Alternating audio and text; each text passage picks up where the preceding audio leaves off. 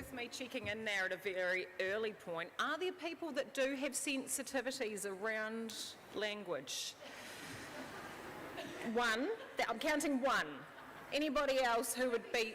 I'm going to do my very best, but I have sworn at the minister about 7 times tonight by accident, so I don't like my chances up here. But I am going to do my best.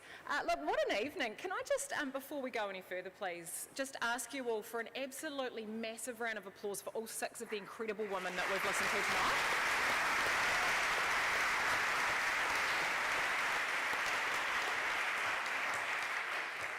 I don't know what I was expecting when I arrived, but I have been absolutely blown away by all of you tonight, and I'm not sure if you realise how important what you're doing is.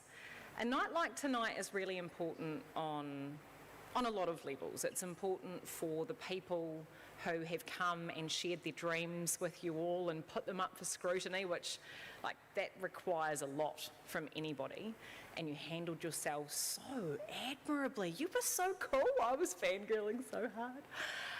But not only that, I think what I find happens to me when I listen to speakers like the ones we've had tonight is I get this sense of possibility. Like, my world opens up a little bit, and things that I didn't know people could do or were doing all of a sudden seem like a thing that people do, right? And it's like, oh yeah, you can totally just start a global business, you know, get some manufacturing going, have an idea, put a website up. And I'm like, you can just do that? Apparently you can just do that.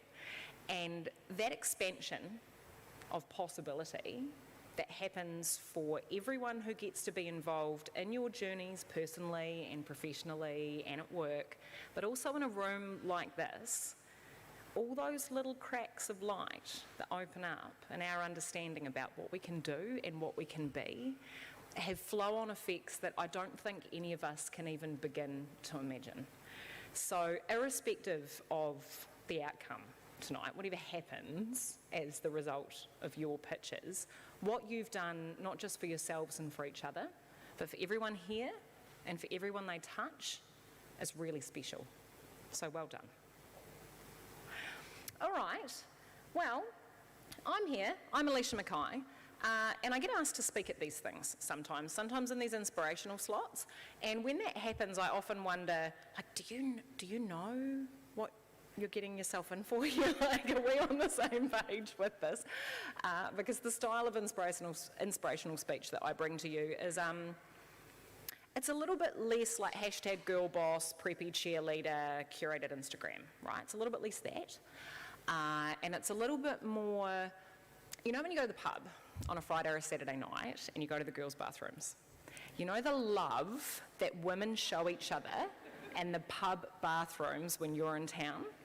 Now, for men, I feel sorry for you because you have not had the opportunity, I kind of hope, to experience the delight that is the sacred space of a woman's bathroom in town, right? So we might be all that when we're out, right? We're on the dance floor, we're like checking out, what are you wearing, what am I wearing, who are you with, what's going on? As soon as you go through that door, you cross into another portal, and all cattiness and competition is gone, right? And it's just, we are filled with compliments, we love each other, right? And we're like wiping each other's tears and turning tags down in each other's tops, and we're like, you are too good for him! And we just met each other. I have heard stories, I'm not even exaggerating here, of women who've wound up with invitations to other women's weddings as a result of spending some time together in the toilet at the pub. So I like to think that I'm a little bit more like that as an inspirational speaker. I'm a bit more like, oh, I'm a bit crass, I'm a bit messy, but I've got you, you know? Okay, so look, that's me. Look, I think I've also been asked along as your guest speaker because I run quite a successful business, and not just do I run quite a successful business, I probably shouldn't if you look at how my story works, right? So I am a strategy and leadership person, which means nothing to anyone, and that's fine. The most visible thing that I do is I run an executive education program called Not an MBA, It's an 8-week accelerated education program for senior leaders to learn strategic thinking skills, and it's quite different to what you would do on an MBA. Now, I don't actually have a problem with MBAs, but it's really good for clicks, so I just kind of went with it. And so that's what I do.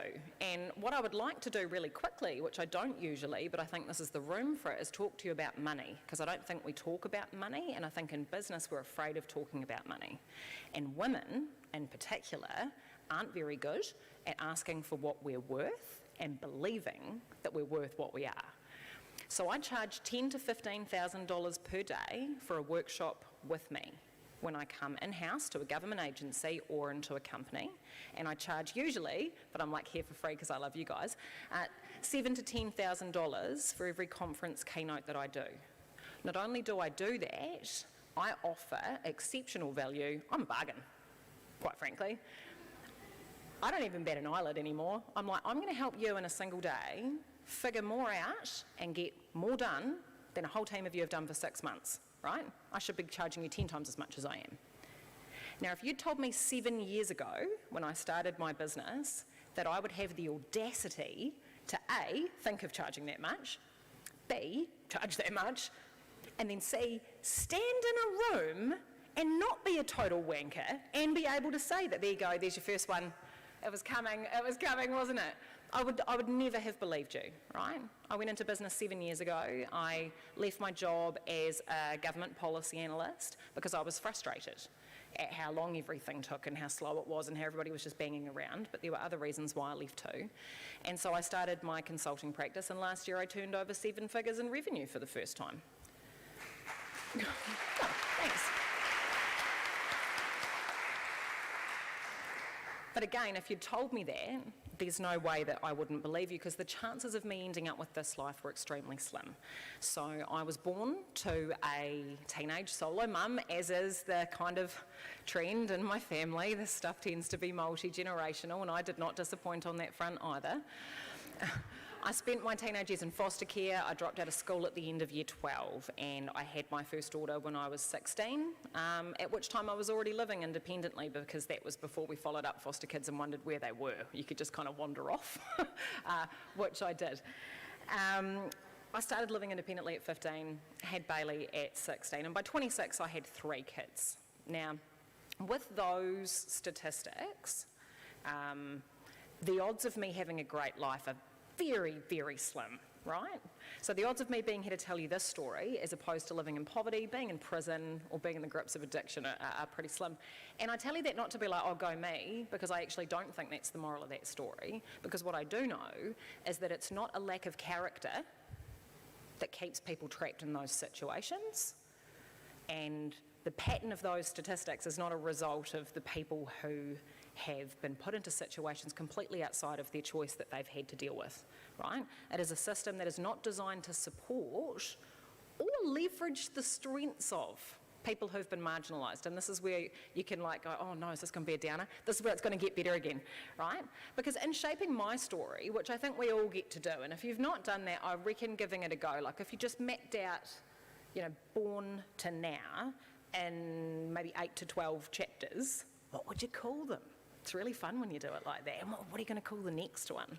Right? We all get to shape our own story. And this story that I've shaped for myself, I've decided that the things I've achieved in my life aren't in spite of my background, but possibly because of them. And I'm not telling you that to be like, see, everybody else who's poor and having a hard time should be more resilient too. No, that's not the jam. But what I do know is that my resourcefulness and my capacity for risk have made me a really good entrepreneur. Right? My absolute trust in myself and my ability to just sort of like pull it off if it all turns to shit, that's made me a great entrepreneur, and that's a result of the life experiences that I've had. I started my own business because I didn't really feel like I had a lot of other options, right? I did initially try to do the traditional 9-to-5 thing. I honestly did. I really gave it a good go. I sweet talked my way into university when I was 17, at a time when that was still kind of possible. I went to uni, and while I was at university, I juggled, my partner was on a night shift job, and so I was driving from Ashburton to Christchurch, and it was an hour each way, and he had to leave for work at 3. So most of my education was actually chosen around what lectures and tutorials are between 10 a.m. and 2 p.m, and that I can then get back to look after the baby when Hamish goes out for his night shift job. So that was what shaped a lot of my education. I did that. I did my postgrad year, and my middle child joined me about 3 weeks into writing my thesis, which was fun. So I did that from home. And at that point, I was a single mum, 4-year-old and a new baby, and I was kind of writing my thesis in between night feeds and all that good stuff that happens when you have little kids. But when I finished doing that, I got a good job. I went to work at a council. Didn't really know what they did, actually, despite 4 years of politics study until I got there, but I did figure it out. Went to work at a council and tried to do the 9 to 5 thing, and I just immediately felt like a fish out of water, right? And there's obvious reasons for that. There's I'm the first person in my family who had received a tertiary education. I was the first person who had a professional job, and so I'm like, what do you wear? What I should have done, if I put more thought into this ahead of time, was had a slide that shows you the picture in the newspaper they put in when I started my job, because it's one of those small towns where everyone who starts at the council gets a picture in the paper. It's really cute. But I was like, okay, I have to be professional. I can't really talk about what I do on the weekends, because apparently you don't go into council meetings and talk about drinking bourbon and doing donuts and whatever, so I can't do that. And I've got a couple of kids, and I'm 22, so that makes me different. Might just keep that quiet, right? So I was very fish out of water for those reasons. But I was also a fish out of water because I was used to living by my own rules.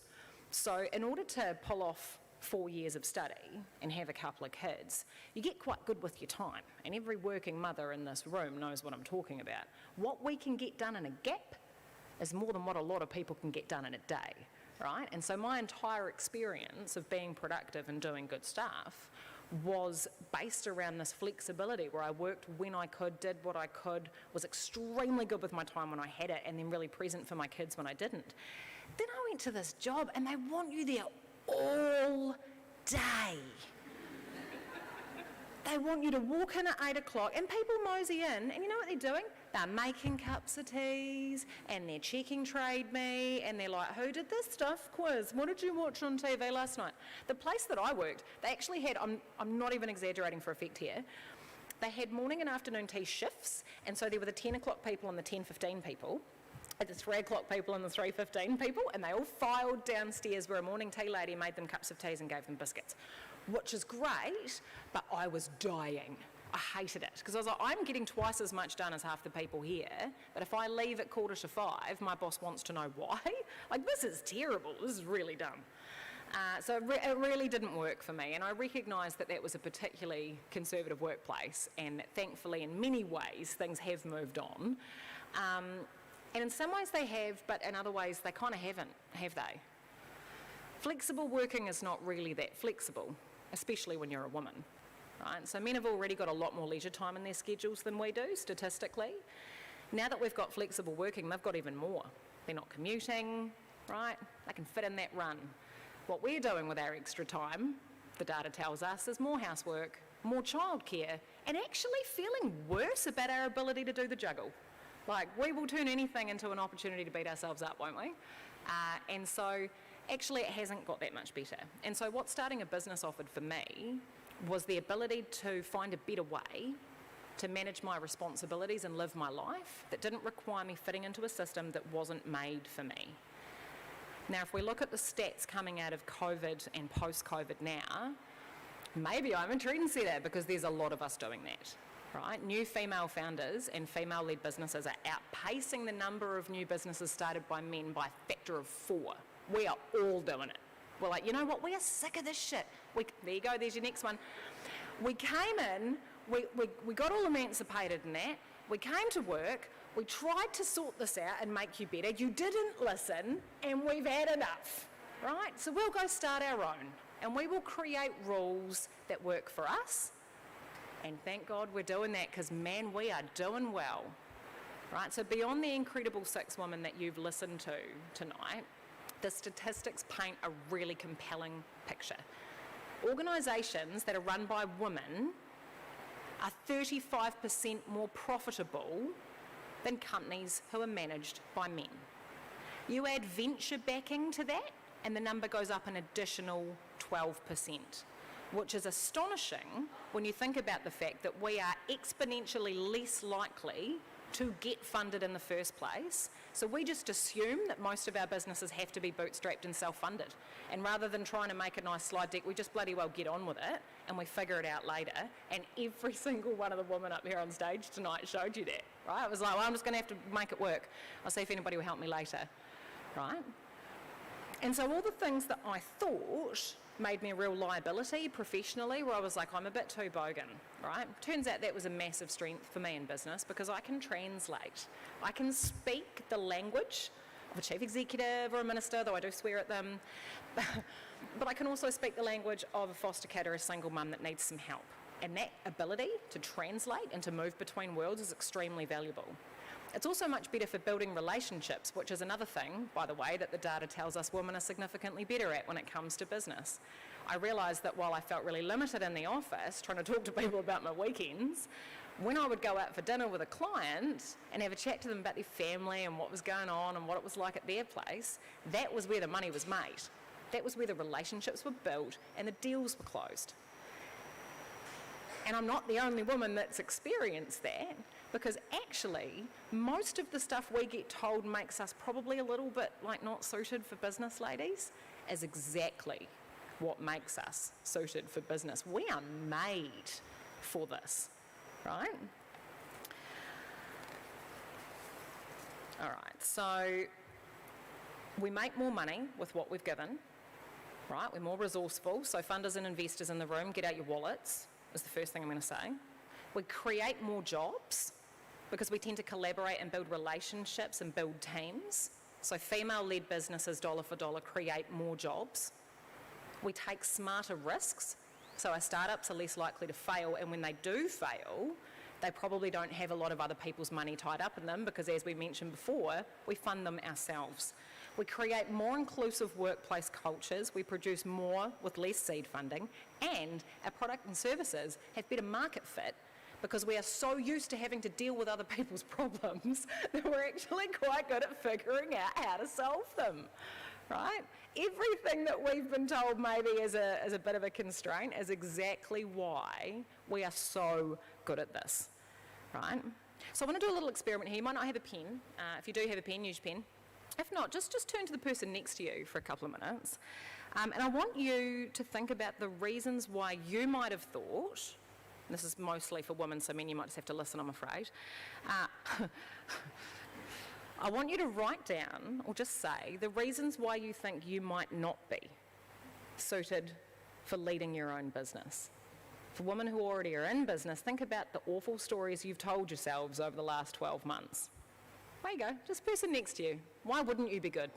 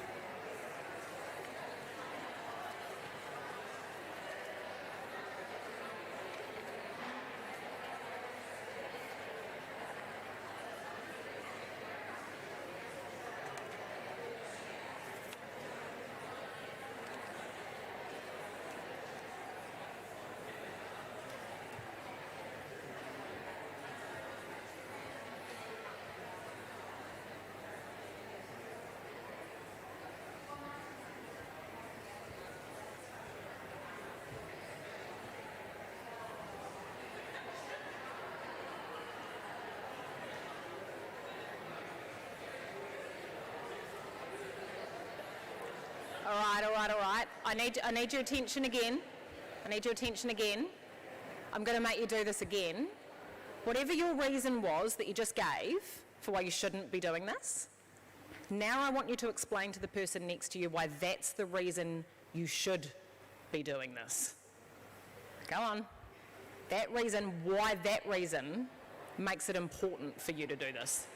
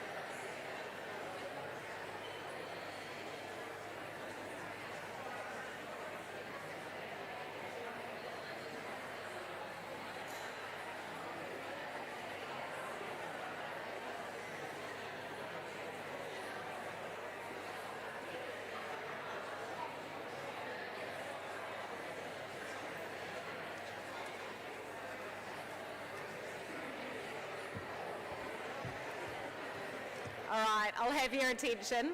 Did that work? Did you manage to shift that narrative a little bit? So I just popped over to our illustrious table of incredible founders over here and heard some really good narrative flipping going there, which was, oh, actually somebody else might have a better product than me, like I'm too hard on it, I'm too hard on myself and it's not going to be good enough. But actually that level of refinement has enabled me to really iron out some kinks, and that attention to detail is a massive strength in business, right? Or, oh, I don't know if I'm going to be able to leave work at the door, and it's really hard having business and home together.